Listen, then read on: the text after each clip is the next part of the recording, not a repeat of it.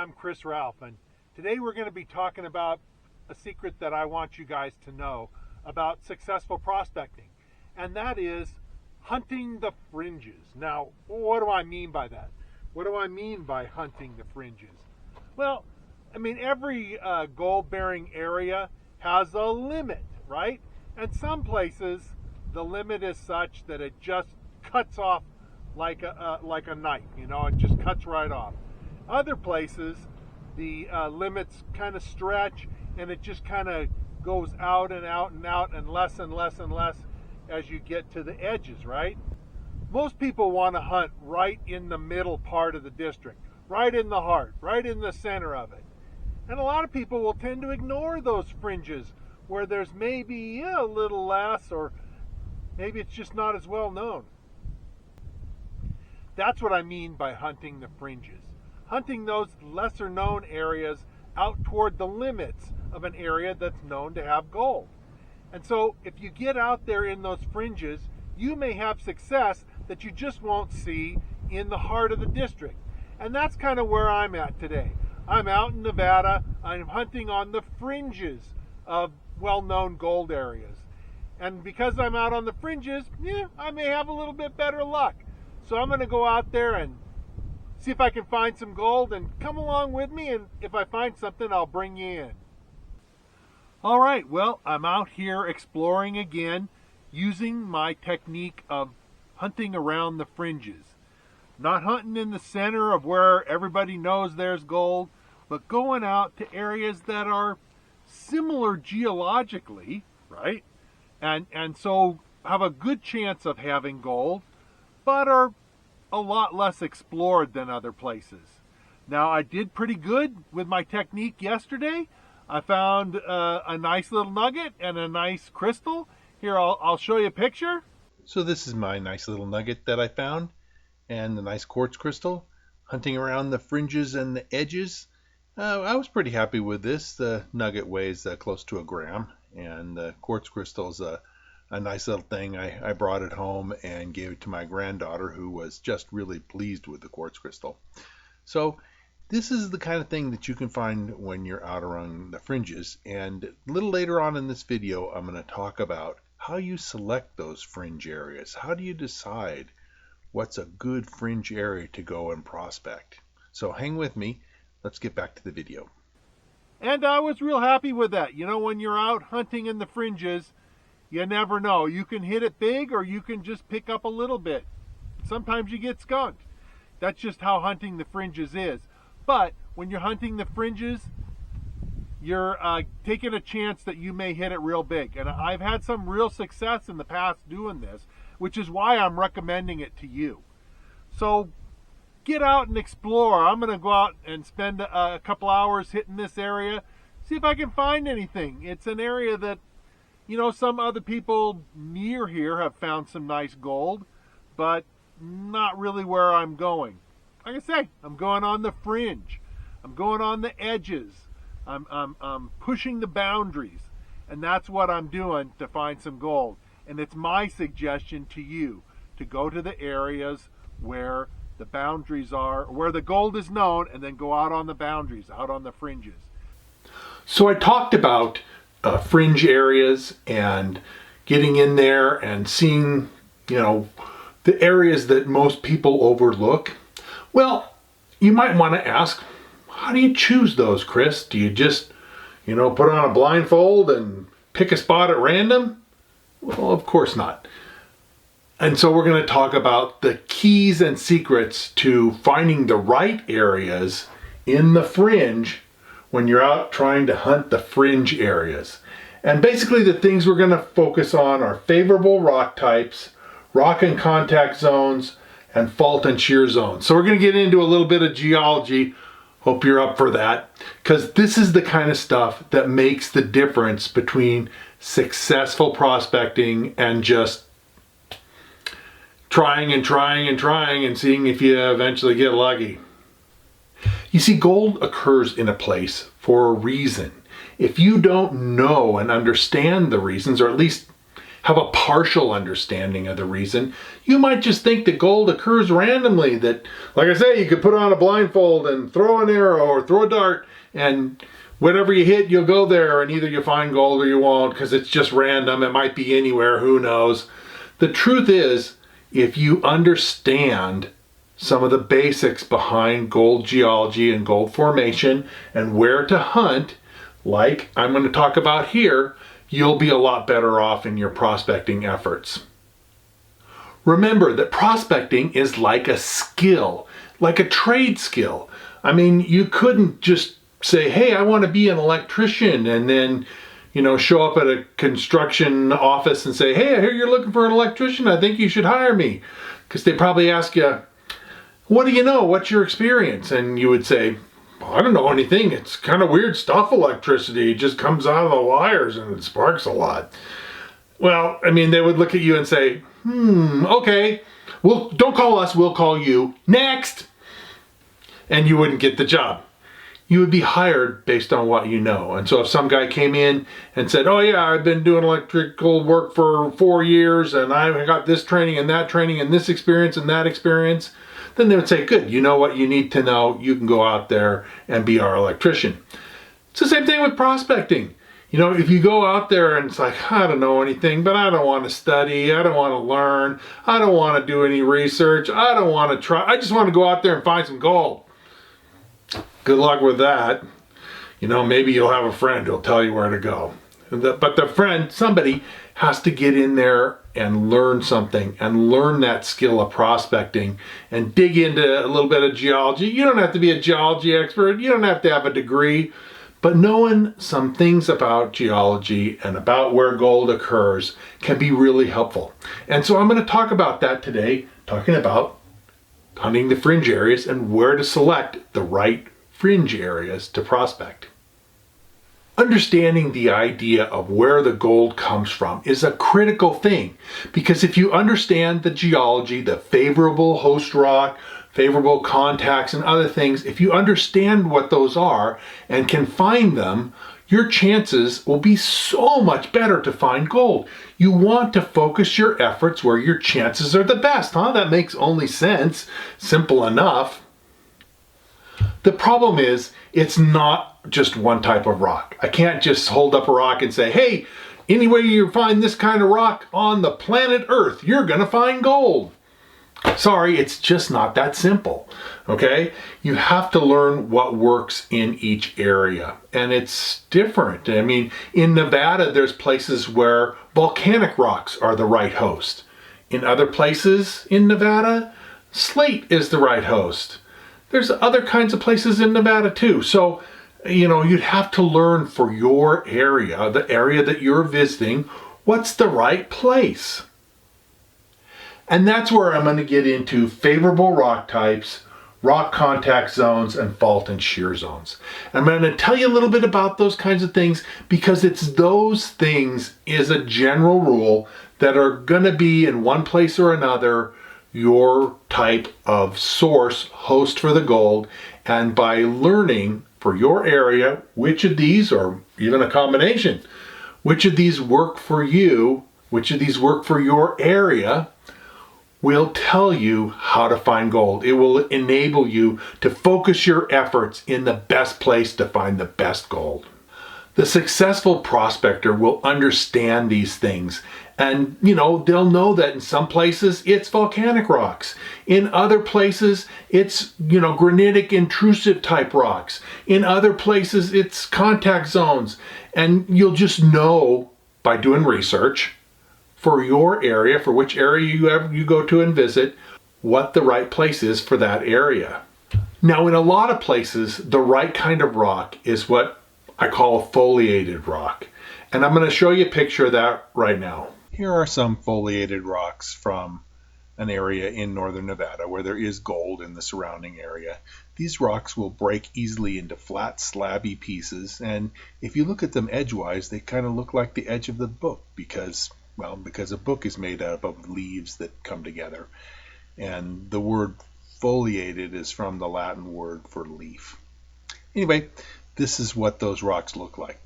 These are rocks that break into flat, slabby pieces and include things like slate or schist, both of which are really common rocks.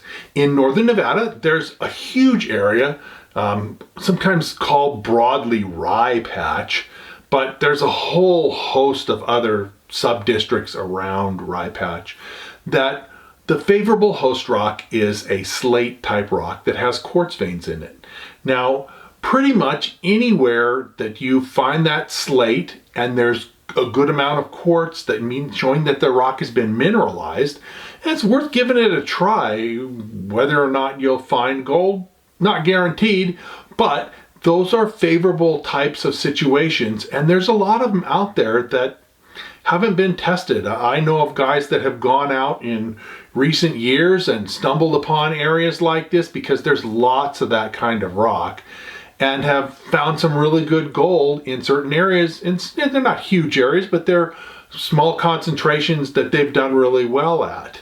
And I want to emphasize, though, that just finding slate or schist, a rock that breaks into flat, slabby pieces, that's really not going to help. It isn't by itself going to guarantee you find any gold. Those kinds of rocks are super common, and they're found all over planet Earth. So gold is rare, and those rocks are common.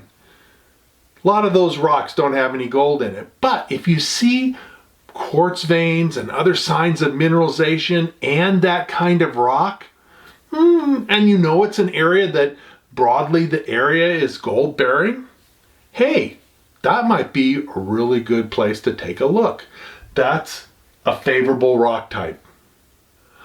A number of kinds of gold bearing deposits occur at rock contact zones where two different rocks come together. And sometimes those fault zones or those contact zones represent a fault. It's a fault that's brought to, basically you had rock here and rock there, and they moved together by a fault, and now you have two different kinds of rock touching each other. That's a contact zone, and faults and shear zones. Now, shear zones mean that basically there's been movement along that, and it's broken up the rock. It's not just, you got to think of it as not being just a simple contact of two different surfaces. Sometimes the fault contact looks like that, but sometimes it's broken up, and instead of looking at it like this, the mixing looks like this, where you have interfingering of one type mixed with the other. It's not always a simple, nice, clean break. Sometimes you'll get a contact through what they call intrusion. So you could have a single rock type, and there be a fault along that rock, in the rock, and hot molten lava from underneath, magma, will come up and intrude into that space and open up that fault. And it's not unusual that along that different rock that's been intruded into the fault, into the crack in the earth, that you'll get gold formation. These bands of rock that have been intruded into other rock are often called dikes or sills, depending on their angle. If they're vertical or near vertical, it's a dike. If it's pretty much flat, sometimes called a sill. So you have intrusions of rock into contact zones. Where you have that kind of break in rock, whether it be just a simple one type of rock, shear zone, fault zone, or whether you have rock intruded, or whether you just have two completely different kinds of rocks contacting. All of those cracks in the earth, the fault, the break, the contact, are places where fluids can move. Mineralized fluids can't move through solid rock, but when they encounter a crack, they can move up the crack. All right, and that's basically how a lot of gold deposits form. Mineralized fluids, a lot of times with a lot of water. We're not talking necessarily about molten magma. Mineralized fluids move up these cracks and deposit quartz and sometimes gold, and sometimes other minerals like lead, iron, zinc, copper. It just matters what the chemistry of the fluids are. If the fluids have enough gold in them, you'll get a gold deposit. If they have lead and silver, well, maybe you'll get a lead-silver deposit. It just depends on what the chemistry of the fluid is based on the rock types that are down below. Using geologic maps can help you a lot to find those contacts and fault zones, and as well as the favorable rock types. Using those geologic maps can help you find those, but I will tell you that when you go out in the field, it may not be quite as obvious as it was on the geologic map. Geologic map will show, oh, there's rock type here, rock type there, but you may get out in the field and find there's soil covering over the top. And it's less than obvious where the fault zone is. Sometimes it's easier to see fault zones by just displacement, because literally along the range of the front of a mountain range, you can have this displacement like this, and a lot of times that is a fault zone that lifted the rock up on one side or dropped the rock down on the other, or combination, so that you have this vertical displacement that shows where the fault is. And remember, it's not just a simple break. A lot of times there's a series of faults. So even if you have a displacement like this, there may be a series of faults down here that have mineralization in them. Looking for faults on geologic maps can be real helpful in some areas, and you can learn that different types of contacts are productive in different types of areas. In California, a contact between serpentine and slate is often very productive. I mean, literally millions of ounces have come out of California, both in hard rock and in placer gold nuggets that have come from mineralization that occurs along the contact between serpentine and slate. In Arizona, you have granitic rocks in contact with schist. That's a very favorable situation for gold in a lot of places in Arizona.